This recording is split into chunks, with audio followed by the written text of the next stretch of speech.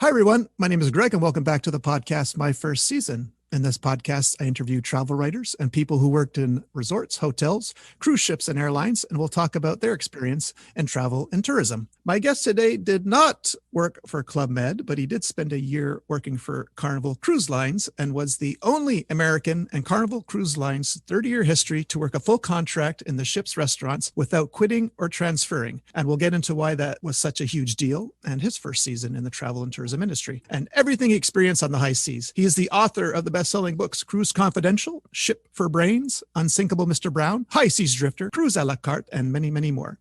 He has adventured in over 60 countries to gather material for his best-selling books and won dozens of literary awards, including the USA REBA Grand Prize. He has been featured on ABC's 2020 and was even anointed Sir Brian by Prince Michael, Regent of the Principality of Sealand. I'm going to ask him about that. Don't worry. Everyone, please help me welcome author Brian David Bruns. Brian, how are you, sir? I am well indeed. Thanks for having me, Greg. Oh, no, thank you so much for coming on. When I first read your book, Cruise Confidential, I guess it was about 10 years ago, and then I reread it again to interview for this podcast. Wow, the first time I saw what you were doing. You did it for love. The second time I read it, I empathize with you so much of what you went through because there's so many similarities between working for Club Med or working on a cruise ship. Basically, your Carnival Cruise Lines, I've always heard unofficially, was called like the Club Med of the high seas. I don't know if you ever heard that, but man, like we thought, listeners, we thought we worked hard in Club Med, but we didn't work hard at all because, man, when I was reading your book the second time, I was just living it. Like, I don't know how you survived. I mean, how did you? I don't know how I survived. And I was old when I did it. I was 30. Most of the people I was working with were closer to 20. But, it was for love. That was the only reason I was there. And sometimes you'll move heaven and earth, right? Well, yeah, let's talk about that. So, yeah, I mean, I know her as Bianca. So if you could just tell us how you started working for Carnival. Yeah, well, I met Bianca because prior to working on cruise ships, I used to have a software development company. And one of my employees was a Romanian. And Bianca was a friend of hers. So Bianca came to visit her. And so it was one of those chance meetups, but it was magic right away. And my business had its troubles. And I just happened to be going through a divorce at the time. And then the company split apart kind of simultaneously with meeting Bianca. So I basically fell head over heels and I said, I'm free and clear, in a way that I hadn't really felt since leaving college. So I'm like, I'll do it. And she worked on Carnival. So I'm like, get me on Carnival. And I'm like, what? It's a waiter job. I was in the restaurants for 10 years to pay for college and whatnot. How bad can it be? That was my thought at the time. I found out. Well, yeah. Did she warn you at all? Like, okay, I appreciate, admire you. I'm flattered by you wanting to join me, but did she try and dissuade you or warn you what you were getting into? A little bit. I think it fell on deaf ears when she talked about how hard it was. But there was also a little bit of pride involved because one of the things I've observed working on ships is how the first thing everybody from around the world says is that Americans can't handle it. And I'm like, look, I have a good work ethic. I grew up in the Midwest. I've been working multiple jobs since I was 12. I'm like, I'm tough. And so whenever she would say, Americans can't handle it, I did want to prove her and them wrong. Wow. Yeah, I would say you certainly started doing that because so in your 13 months aboard in the restaurants aboard Carnival cruise ships, basically, well, I guess you started with a 12-hour day plus you had homework. This was 7 days a week. And then that goes up to like 3 shifts a day, 7 days a week, 80 plus hours a week. Am I getting this right? Yeah, that's standard for waiters. And they break it up. So it's not 15 straight hours. You're basically always on the clock. So if you've already worked 12 hours and suddenly they need you for a midnight buffet, say, then you do it. And maybe they'll give you breakfast off to compensate. But it definitely added up to 15 hours a day. For a while, in my case, it got more, but that's different. That's politics. That's not the norm. But look, the cruise lines try to tell you that's a thing of the past. They try to tell you, hey, the punch in, punch out. We have proof they don't work 80 hours a week. That's nonsense. There's a lot of hours spent off the clock prepping your station. I guess if you really and truly don't care about your work performance, you can skip things like that and just wing it. Certainly a lot of waiters did. But if you have at all any pride in your work, you want to make sure that your station is prepped for your guests. I mean, you're taking care of them for the cruise, right? So if you don't have a water glass, well, they're going to ask for it. Well, yeah, and here's where I was feeling stressed the second time I'm reading it. You have other waiters that steal the items that you need, and you would get in trouble if you didn't have these items. Is this correct? Yeah, it's actually genius on the part of on the part of Carnival. They're very smart.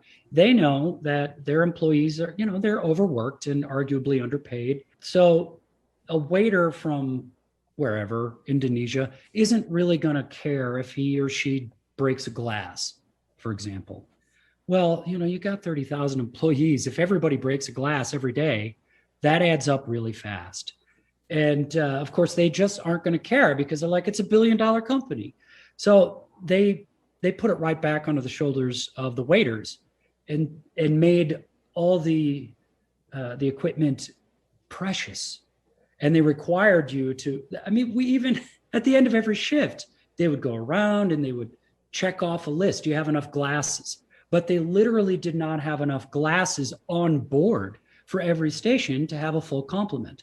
They did that on purpose so that every glass was so darn precious. So waiters were required to cannibalize the station that already passed, so that they could get their station set up just enough so they can get that checklist taken care of, so then they can go to the crew bar or whatever, get their 4 hours of sleep and do it all over again the next day. Oh my gosh. Okay. Well, early on in the book, like the, similarities started coming to me with Club Med and Carnival was you had a person by the name of Buta tell you that we don't talk about religion or politics.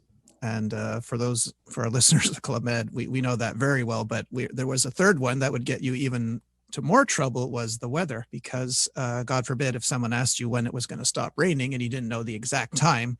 So and plus I don't know how many nationalities you had on the ship. It sounds like even more than what we would have in a standard resort at Club Med. Did you, when someone said don't talk about religion or politics for the first time, were you shocked by that? Well, I wasn't shocked by it.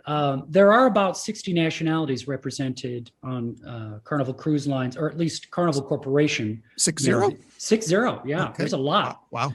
But I wasn't surprised that we're not supposed to talk about, religion and politics. We all know you're not supposed to talk about these things, especially when you have people that are every race, color, and creed. However, in my case, there was no avoiding it. Fortunately for me, I love talking about these things. I fancy myself a good conversationalist. And because I was the lone American below decks for the most part, a lot of my waiter friends were like, well, we can't ask questions about America to the guests who are predominantly American. Well, we can ask you because you're down here too in the bowels of the ship. And so tell us about this, that, and the other thing. And I'm so glad that those conversations came up, because that's really, at the end of the day, my most cherished memories by far are the people that I worked with and the conversations like that we had below the waterline. And we're all there for the same reason. So the agenda was not, my religion's better than yours, or your color abuses that color. Every nation has those issues. No, it's people wanted to learn. And so I love it when people want to learn, because I want to learn and we can learn from each other. And that's what happened below decks. If you weren't drunk, you were talking about good stuff like that. True enough. I want to get back to Bianca for a sec, because I just want my listeners to know. So you followed her on board. So so the people on board couldn't figure out if you were, how did you put it? If you were crazy or in love or stupid? Wait, how did they put it? Crazy or stupid. Yeah. Okay. But here's the thing though. Can you tell us approximately how many months though, that while you were training and slaving away, like you weren't living with her, you were not in the same room with her. So how long did it take? How many months did it take you just to be able to finally be with her? Yeah, that was the trick, right? So the first thing is a month of training, which is, we call it Carnival College, but you're just on, at the time it was the fantasy, and you spend a month learning the ropes of being a waiter. So I was on my own for that, and that's fine because that was probably 15 hours a day. And then after that, I did get transferred to the same ship as her, which was very unusual because she was on the newest ship in the fleet at the time, which was Carnival Conquest. And a newbie waiter would never be able to get on the brand new, shiny ship. But I did. But my situation was, of course, very different. Being American, there are no channels for Americans to work on Carnival Cruise Lines. And she had to bribe a lot of people on her end. And we both had to push really, really hard. And when I did get hired, it wasn't to be a waiter. It was to be an assistant maitre d', which is low-level restaurant management. So they knew my situation was a little different. So they knew I was there specifically to be with her. We had prearranged after training, I would go to the Conquest. So I did. And we did live together for about 3 months on Conquest. But then she went on vacation because our contracts did not line up. So then my last 4 months on Conquest, I was alone. So what was her position? I mean, that she was able to get, I mean, call in these favors. Was she pretty high up in the chain? That's a good question. She wasn't high up, but she's Romanian and they really know how to work it. So she was part of a group of waiters that always opened the new ships. She was very good at her job and she was beloved by the senior maitre d' for the entire fleet. So he liked her. She was part of this group that followed him because he always opened the new ships. And it's really difficult to open a new ship. As you might imagine, you got this brand new shiny vessel. Everything came in to cargo holds. And you've got to find the thousands of forks, the thousands of napkins, the thousands of menus. You have to find them all and put them in the right place and get everything working correctly. So you need to be able to rely upon your waiters. And then they would always do a shakedown cruise where usually they would cross the Atlantic. Most of the new ships were from Monfalcone, which is in Italy, and they would head over to, say, Florida. And during that week, transatlantic, usually the big wigs from Carnival would go on board, kind of a vacation, kind of a shakedown. And so she would always serve the really, really high level people of Carnival and got to know them by name. And fortunately for her, one of them kind of liked her and she knew it. So she worked that guy and was like, I have a boyfriend, he needs to get on board. And so she had a little bit more access to him because, well, he would listen to her whenever she came around because he liked her. And even when you were like the way you describe it in the book, I mean, to me, it could be because I'm an 80s nerd. It sounded like that the 1985 movie Lady Hawk, because even though you were together, it was like, you know, she was a hawk in the day and you were a wolf at night. You could never be, you know, it seemed like, or you'd have an hour, right? Yeah, that was an absolutely brilliant metaphor. And I'm exactly the same age. I love that. That's exactly what it was like. We had less than an hour together every day and we stayed in the same cabin. But, you know, when you're on 4 hours of sleep a day, and usually you get like an hour and a half nap in there, you just wake up, you brush your teeth and you go, right? It definitely caused problems. And when she would get off work, there was sometimes a little bit of time before, after her dinner shift and before my midnight buffet shift. But invariably, she would go to the crew bar to relax with her Romanian friends. And that became kind of a problem because, look, English is her third language. So she wanted to just chill with her friends in her native language. And how could I take that away from her? It was such an incredibly stressful job. She's overworked, underpaid, under stress, and her friends just wanted to, you know, have a cigarette and chit chat. And I kind of felt like the third wheel in that. So it did add a lot of strain. And not only that, I guess, because you're a relatively big guy, right? You're what, 6'2" or 6'4"? I'm 6'1" and about 200 pounds. Okay. Yeah. And like, I'm mildly claustrophobic, but the way you described the cabins was sometimes you'd have a room where you wouldn't be able to do a push-up on the floor. Is that true? Oh yeah. Oh my God. Those cabins are tiny, man. The first cabin, the first cabin was actually a little bit bigger. I could do a push-up there, but once the ships got into the, say, 2000, the year 2000 and after, just, they got so small, man. And you're like the bunk, my head would press against the wall, my feet would press against the other one, and I would have to sleep with my luggage because there wasn't enough room to store it. and the floor space was literally less than 6 feet. And, it had a TV in there, it had a chair in there, a little fridge that was under the desk. On top of the desk was the little TV. Uh-oh. It was, I think that was my cat. She's up from the nap. Okay. Yeah. So sorry about that. That's okay. I think she heard me talking. It's like, oh, is it time? She's wondering why you're in the closet. Okay. Right. But I'm sorry about that. That's okay. But it was really, really tiny. And I remember one ship in particular, a cabin that size, my roommate was significantly larger than me. Yes. He was a guy from Costa Rica, and he was huge. This dude, he was maybe an inch taller than me. He was 6'2" or something, but man, that guy must have weighed 240 pounds. It's just big dude. And we had the same schedule. So we both had to wake up and get dressed at the same time. Invariably, I would wait in my bunk or jump into the bathroom while he would put on his shirt or whatever, because we couldn't even put on our vests without banging into each other. Yeah. Yeah. So my claustrophobia is coming out now. And even then, so you mentioned you had 4 hours sleep, but the way you describe, the rooms below the waterline, you have, it's like there's nightly competing, like who could put their music loudest. So the Indians would crank up their music, the Pakistanis. So how are you just so dead tired that you didn't have later on, you didn't have a problem sleeping no matter what? Because you also I think you had an African roommate at one point that was also listened to his music, but inside your cabin. Is that true? I can't remember his name. Well, I've had pretty much all of those scenarios. Okay.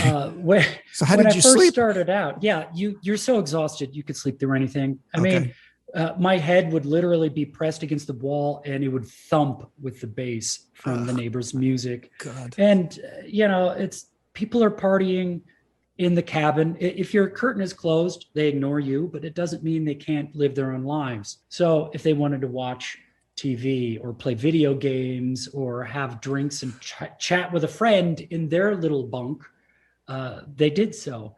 But you're just so dead tired. You can sleep through a hurricane. So this was a soundproof privacy curtain, I imagine? No. Yeah. Okay. If only it was. Okay. All right. Wow. Okay. Yeah. Yeah. Well, you'll have to keep it G-rated on that one. Yes. Yeah. Yes. Understood. Can you explain the term? Because I think this is a clever term, but I don't know if I fully understand it. The term pancake Darwinism. Because on chapter 2 of your book, I mean, I know it means during breakfast and lunch, only the bullies receive their food or the thieves, but can you just elaborate what pancake Darwinism means? Yeah, at the time, they've tried to clean it up, but it's inherently never going to change. Think of a greasy spoon diner where every waiter runs up to a little window and shouts their order, and there's a line cook or two behind there just scrambling to throw out the hash browns and whatnot. It's kind of like that, but multiplied 100-fold. So when you go into the kitchen, you're literally going to have 20, 30 waiters in line at once, shouting orders to, say, 3 line cooks. And it's particularly acute during breakfast because you can customize your breakfast order in a way that you don't do with lunch. Lunch is burger and fries or burger and a salad. But for breakfast, it's, oh no, I want 2 eggs over easy. I want hash browns. I want bacon. I don't want sausage, right? And so everybody is just literally shouting over each other at the poor, harried line cooks. It's chaos in there, and there's really no organized way to make it any better. So whoever shouts louder, whoever has sharper elbows gets in front.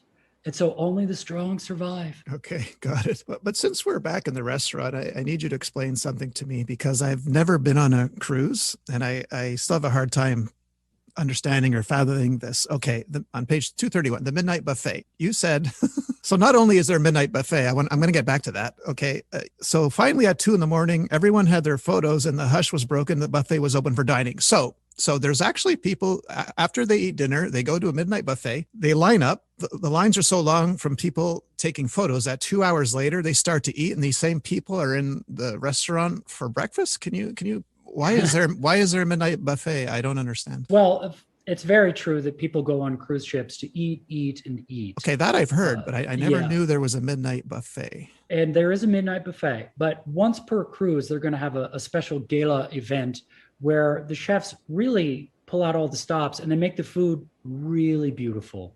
You're going to have food sculptures, ice sculptures, chocolate sculptures, things like that. And it really is a sight to behold. So that's the one time of the week where, usually on formal night, where people are going to stay up a little bit later to get the photos, because it's really something you don't get to see very often. But believe me, Midnight Buffet is very, very popular, especially if the ship was in port late. A lot of people are not going to eat out in port because it's free food back on the ship. So they get really, really hungry. They drink, party, parasail, whatever it is, shop, and then they'll come back to the ship and just go to town. Okay, so this was a once a week occurrence during a vacationer's stay? Yeah, it's once per cruise. Okay, once per that cruise. Usually adds up to about once a week. So, if they're 3 or 4 day party cruises, they may skip that. I mean, they're not going to skip Midnight Buffet, but they might skip the big gala event. Okay, was the gala at midnight as well? Mm-hmm. Okay, so why didn't they just do this? Because we would do a similar thing in Club Med, but we would make it whatever at time dinner was. So why didn't they just do this at 9 o'clock or at dinner time? Why? I do not know the reason for that. Oh, okay, sorry. It wouldn't surprise me if it's just a matter of needing more time to get it done. And this was always, the way you describe it, it was always packed. People were just clamoring. So this was a very popular thing, the Midnight Buffet. It really was. And you have a chance to glimpse the captain, because he'll be there, and it's invariably he. So he and his the higher end bridge crew will make an appearance. And so a lot of people want to see them too, even if it's just to gawk like there's some sort of celebrity. All right. Thank you for clearing that up for me. I want to speak about something else, because, in Club Med, even though we did our, roughly, it could have been from a 12 to 16 hour day, depending if you had a late arrival. We did 7 days a week, for a number of years until they instituted a day off. But what we never had to do, and I was shocked to read this, was that, so when you finished your contract, you would go, you would probably get a vacation going to ship, but the employees, you were forced to work breakfast or lunch right up until the minute your bus left the terminal. Is that, please? That's not true. Oh my God. Yeah. After 10 months, which is, it's about 10 months, you're working 7 days a week. And the morning that your bus is leaving, if it's not leaving until say 11 a.m., well, you're working until 11 a.m. Yeah. So, it's pretty cruel. Oh my God. Okay. Oh, this is hurting me. Okay. It's bad. I mean, I love the cruise industry, but just because I love it doesn't mean there's not plenty of room for improvement. And this is definitely one of them. They just squeeze every last drop out of the people, and it's pretty brutal when you start learning the details. Well, I felt some of your pain when I think you were training to be an assistant maitre d'. Your job was to actually improve things, but then when you came up with numerous ways to make things more efficient, your notes or your files were tossed out, right? Yeah, that was where the international politics came in. They always made a big show, like so many corporations. Oh, we listen to our employees. We want improvement. They didn't want improvement. And they certainly didn't want it from me. And I don't blame them. I mean, I do recognize that I was a precedent. All of the restaurant managers, all the restaurant entirely, they were all not American. You're in an American-owned company that caters to Americans, that sails out of America, but does not hire Americans. So they're very sensitive to that subject. And an American did show up and proved that he'll put up with whatever crap you throw at him. And they didn't want a flood of Americans taking their jobs, because even though it's really bad money from an American perspective, it's really good money if you're from a second or a third world nation. So they didn't want to lose those jobs. And when they saw me coming in with these ideas like, hey, people are people and they're individuals and they have rights, they didn't want to hear that so much. And even if it was something as simple as, hey, it's more efficient to do this rather than that, they didn't want to hear that either, because they had a system that worked. And it, certainly worked for the shareholders. And if it ain't broke, don't fix it.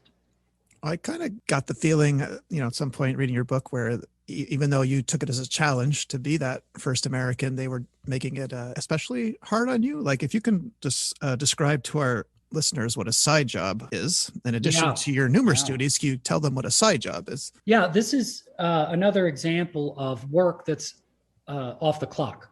So every waiter has a side job, and that just means a little task that you have to do before or after working in the restaurants. Sometimes it's very simple. Like you have to go to each waiter station and grab the bread basket. That'll take you 5 minutes to go to 100 stations, grab a basket and put it in the pantry. But other ones, well, those are different. Those are like, you have to mop the escalators. Yes. For example, you are tasked with that one, right? I was indeed. And this is one of those, because it's off the record, so to speak, it is used to punish bad employees. And so in that regard, that's cool. I'm totally down with that. There are a lot of waiters, for example, that would come in late habitually. And they're like, well, if you're not going to be a team player, you're going to have to pay for it on the back end with, escalator duty. And conversely, if you're a really good employee and everybody writes in wonderful comments about you constantly, well, give them light duty because they deserve it. I'm totally down with that. But when they were trying to push me out, when I had moved away from being a waiter and became an assistant maitre d' trainee. Titles got tricky, but they were trying to push me out because they didn't want the precedent, like I was saying. And one of the easiest ways to do that was to assign me more work. Ordinarily, this was the Carnival legend at the time. One of the side jobs was to sweep and mop one of the escalators from like level 2 to level 3. Well, in my case, I had to do that, but from level 1 to level 2 to level 3, and not just on the starboard side, but also on the port side.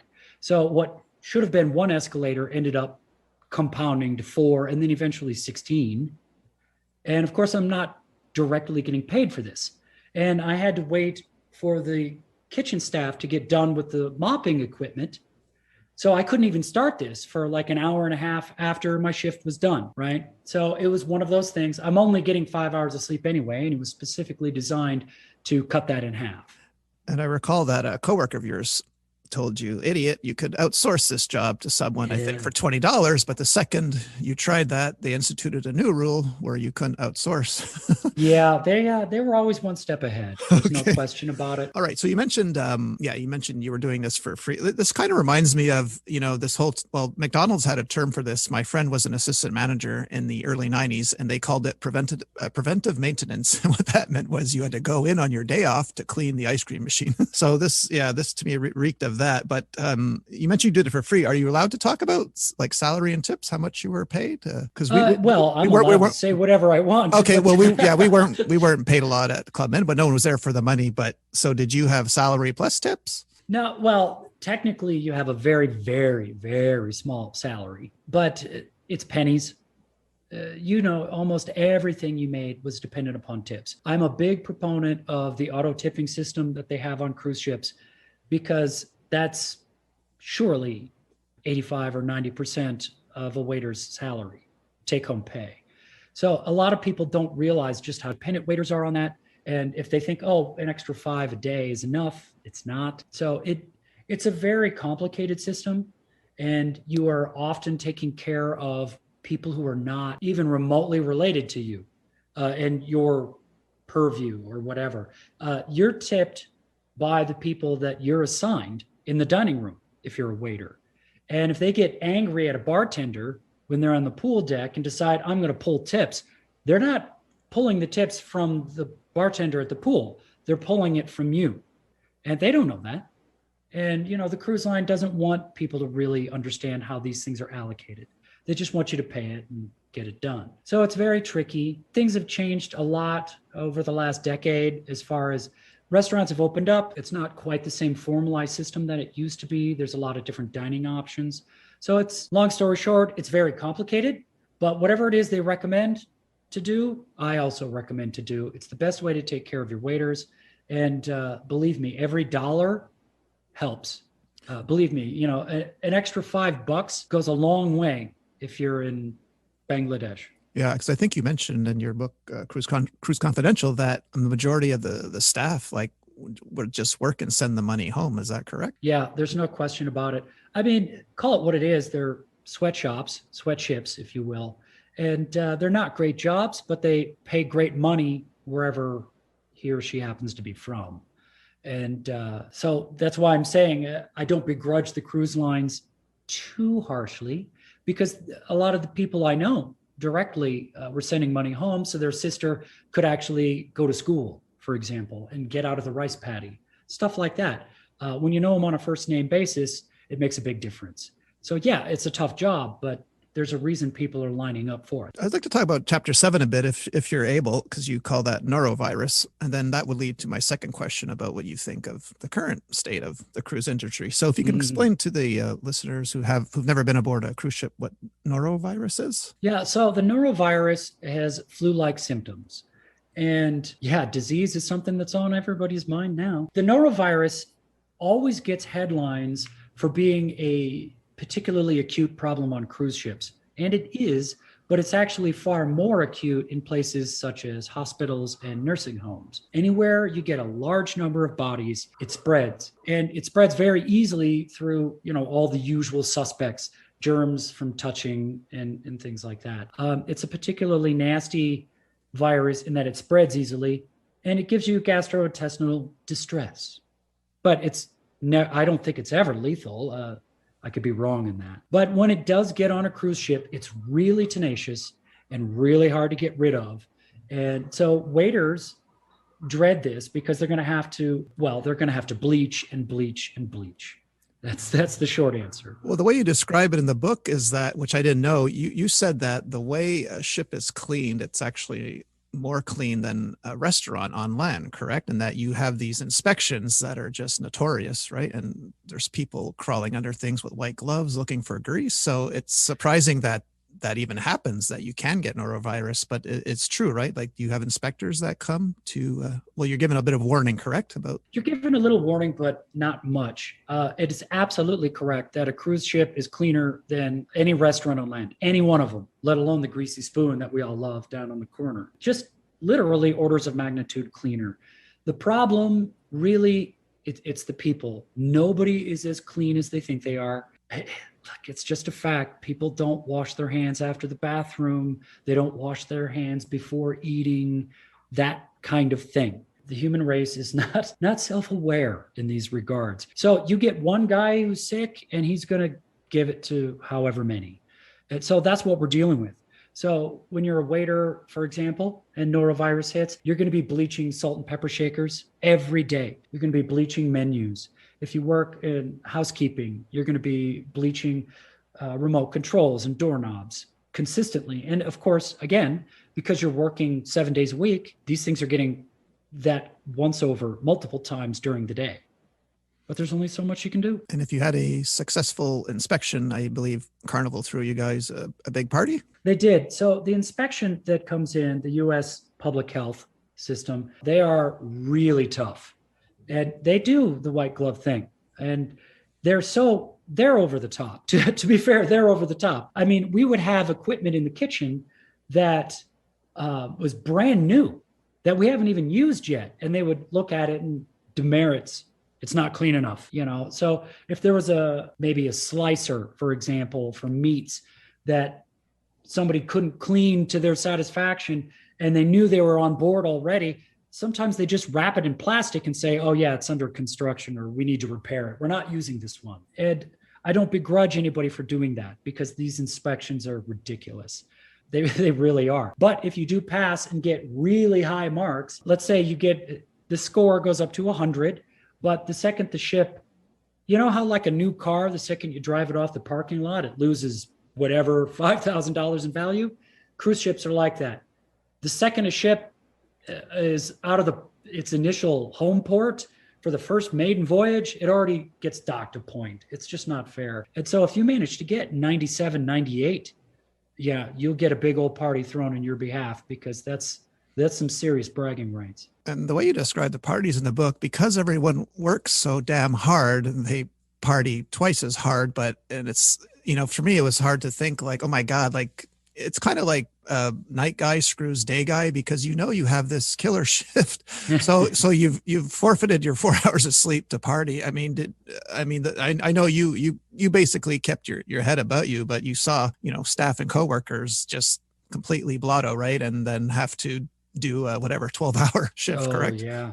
Oh, there's no question. God. But the thing to keep in mind is that, first of all, when you're 20, you can do anything forever. right? You could bounce back from just about anything. At my tender age of 48, it takes me a lot more to recover, but that's part of it. But for the most part, you are a walking zombie anyway. If you know you're going to go 10 months without a full night's sleep, maybe once in all of that time, you might be able to squeeze in 6 hours. You're already so fatigued that, your nerve endings are just fried anyway. So why not live a little bit? It took me a while to learn that. A few weeks. You resist it in the beginning, but after a while, it was about 2 or 3 weeks in when I was invited to go out into port one night. And a bunch of lady friends were like, Brian, we're all going out into port and we're going to go tour this beautiful resort in the Bahamas. And they weren't going to gamble. It was a gambling resort, but it had all kinds of cool stuff. And they wanted to go see some of the Bahamas. They're like, hey, I'm from Slovenia. I want to see the Bahamas. And I was so tired, but they drugged me out anyway. And I'm so glad they did, because it was just magical. And to share that experience with these people was amazing. And that's the stuff I remember. It was almost like taking a kid to Disney World for the first time. You live through them, seeing the wonder in their eyes. Now, I'm sounding almost ethnocentric. That's not what I mean. It was wonderful for us all, but I would not have done that. Had it been just me, I'm like, I need to sleep. But I'm glad they drugged me out so I could experience, that's the wonder of working on a cruise ship, stuff like that. So yeah, we were tired going in, we were tired going out. Well, I'm glad you brought that part up, because you're talking about the Atlantis Resort and Casino, correct? I am, yes. Yeah, I worked at the Club Med on Paradise Island right next to that, and I would often go in and just to stare at the aquarium. But but this question, I don't want you to say too much, because I do want to have you on again to talk about what happened after this book. So with everyone looking at the aquarium, you were immediately drawn to the art, which surprised me, but then it made sense later. So you have a degree in art history, correct? That's correct, yeah. And you were drawn to, was it a sculpture, I think, by an artist you liked? Yeah, it was glass sculptures from Dale Chihuly, who's the world's leading glass artist, yeah. Okay, so everyone wanted to gamble, look at the aquarium. You just focused on the art. Okay, now we're going to get into that near the end. And I would like to have you on again to talk about what happened after. But let's talk about, so a lot of times when it wasn't often you were allowed to go to port. So what are some of the best places? Because you were in this also to travel. Like, what are some of the best islands or places that you visited during your time in Carnival? Well, that's a great question. A little tough to answer. I did end up spending 4 years on cruise ships. Only one of them was as a waiter or in the restaurants. That was with Carnival. But I did spend a lot of time on Carnival ships as an art auctioneer, which, to segue the art thing. But to be fair, I love all the ports. If there's anything I've learned in my travels, it's that every place has its charms. There's no question about it. If somebody said, hey, Brian, you want to go to Wichita, Kansas tomorrow? I'd say yes. I'll find something there, as long as you keep your eyes open. So that's very important. And it depends entirely upon what you're looking for. I love culture myself. So whenever I would go to a port, I would just walk and get lost, and I would look around, and I would find a coffee shop and sit and watch people go by and just try to absorb the place.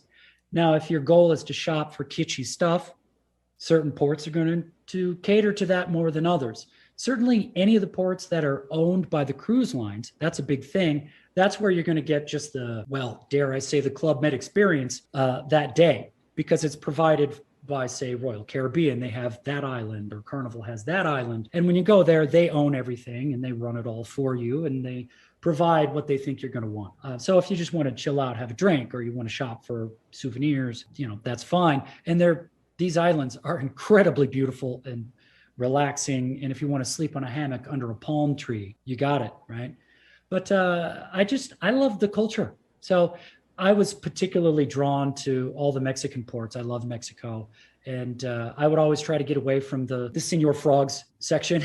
And I would try to get into the dirty streets. That's my style. Well, it's funny you mentioned Senor Frogs, because a lot of times you didn't have a lot of time. You couldn't go far from the cruise ships. And I guess these businesses knew this, right? So they placed a bar like senior frogs by the port, knowing the employees. Yes, Now it's a big deal, correct? If you miss getting on ship, even for a guest, I'm told. So yeah, it's a huge deal. I don't actually know what happens to guests, ironically, but I do know what happens to employees of the cruise did line. you know anyone that happened to? I don't think you mentioned in the book, but do you know anyone personally that an employee I that missed? do. I Oh, do. and Yeah. is that termination? It's immediate Oh, termination. That's okay. right. That's what I Yeah. thought.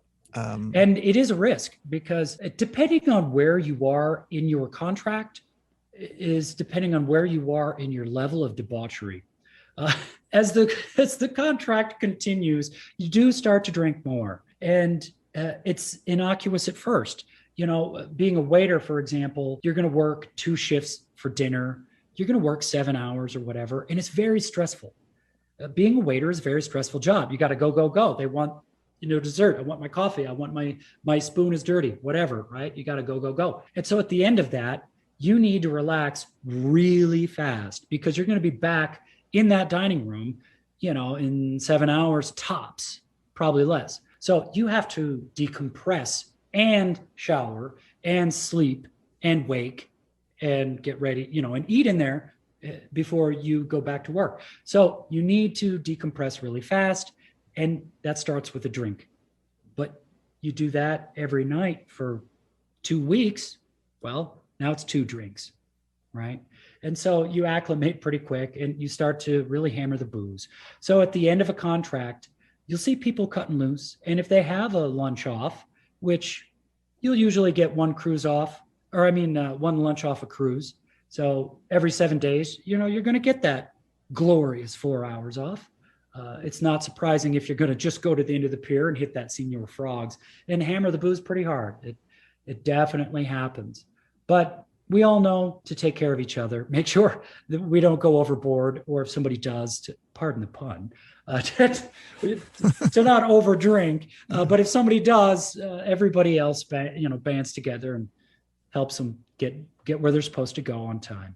Flash forward to chapter 10, because you wrote something that completely amazed me. I don't know how you did this because you worked all the time. You didn't have any free time, but you said that you created a second edition of a book you had self-published before joining the ship. So how did you do this on the ship? I don't get it. I don't know. Okay. I don't know how I did it. Well, I do know how I did it. In the beginning, I resisted the whole bar scene. I was there specifically to be with my girlfriend. She wasn't there. And especially that first month. And of course, there's the learning the ropes. It's really tough. But even when I was on the same ship with her and our schedules were conflicting, I didn't want to go to the bar because the bar was very much a hookup scene. That wasn't what I was there for.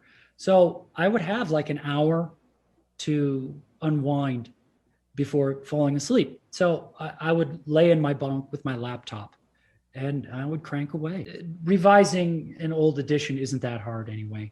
So I managed to crank it out. And I had good people, friends and family that helped me with my distribution network back on land, which is good because especially in those days, the internet was really tricky on ships. So, via 1 or 2 emails a week, I would organize all that stuff through my friends and family. Oh, the other cat's up now. Sorry. No, it's okay. No, we're getting to the end. I have one more question, and which will lead me. So I don't want to get into like the negative of your story. Basically, you were railroaded. I mean, everyone knew it. Yeah. But then you had this chance encounter where someone said something like, "Well, why don't you be an art auctioneer?" And you were like, "Huh? Okay." So if you could explain to listeners what an art auctioneer is. Yeah, that was an amazing scenario. So I was unaware that on board there is a guy or a gal that's an art auctioneer. And the reason I was unaware is because they live in a guest cabin. They have full guest privileges. And once a week or per cruise, they conduct an art auction. And that happens in, say, a lounge during the day and stuff like that. So they're completely outside of my sphere. And I didn't know it existed. And it turns out that it's a very lucrative job. And so I was going through a hard time. I had been demoted from my promised job of assistant maitre d'. I was a waiter. They were trying to get rid of me. And one of my guests happened to be a cruise director on a different cruise line that was Royal Caribbean. And his brother happened to be the hotel manager of that ship that I was working on. And the hotel manager is the second most powerful person on board, arguably the most important person. So, of course, the captain is what we all think of as being the big dog in charge. But the cruise director is the one who's actually in charge of all hotel and entertainment and food services. The captain just makes sure that the ship doesn't hit a rock, right? Okay. And so the hotel director does everything else. The hotel director is the CEO. And so I was serving the CEO of our ship and this cruise director from a different ship. And I don't know why they gave these guys to me, probably because, well, I'm a funny dude, believe it or not. And I'm quick with a joke anyway. And English is my native language. For whatever reason, they gave me these guys. And I have to admit, I was drunk out of my mind when they were in one night. It happened to be the day that I was off for lunch. And I had made plans with my assistant waiter. I'm like, I'm going to be drunk, so help me out. I was as responsible as I could be irresponsibly. So we hit it off really well. They ended up getting drunk too. It was just this big party, this big bash. Everybody was throwing jokes around, having a grand old time. And finally, they're like, why are you here? What are you doing as a waiter? And that's how that came up. And they're like, man, you should be an art auctioneer. Actually, they said, you should be a cruise director. You're funnier than me, the cruise director said. And he's like, talk to my brother here, the hotel director. So I did talk to him because he was an American, which is very rare in his line of work also. So he was of the same age as me. And he's like, man, can you just come hang out with me and we could talk about Dukes of Hazzard or something? Nobody knows what that is. And he's like, you do. So he was lonely. I was lonely. And we started talking. And that's when he suggested, hey, you should become a cruise director. I'll help. But man, it's a shame you don't know anything about art. I'm like, wow, this is where I slyly hint that I have a degree in art history. And my history was made there. And will you be willing to come on again to discuss the second book? Yeah, there's that was an additional 3 years of trials and tribulations. So I'd be more than happy to. I love talking about this. So the sequel to Cruise Confidential, would that be Ship for Brains? Like yes. Your second one? Okay. All right. So Brian has agreed to, because I'm completely mystified and curious about this whole art auctioneer thing. I even had to ask my sister, who went on numerous cruises, what this was. And she knew, oh yeah, I know what that is, but I've never heard of the term. So yeah, I would like to have you on again, and we'll continue the story with you and Bianca if possible, and find out some more. Yeah, it'd be my pleasure. I really want to thank you for sharing your story with us today, Brian. I really appreciate you for coming on. Thanks, Greg. I'm really happy to be here. Okay, great. So everyone, that was Mr. Brian David Bruns. I will post the links for to get his books on Amazon for you. And we'll see you all next week. Bye.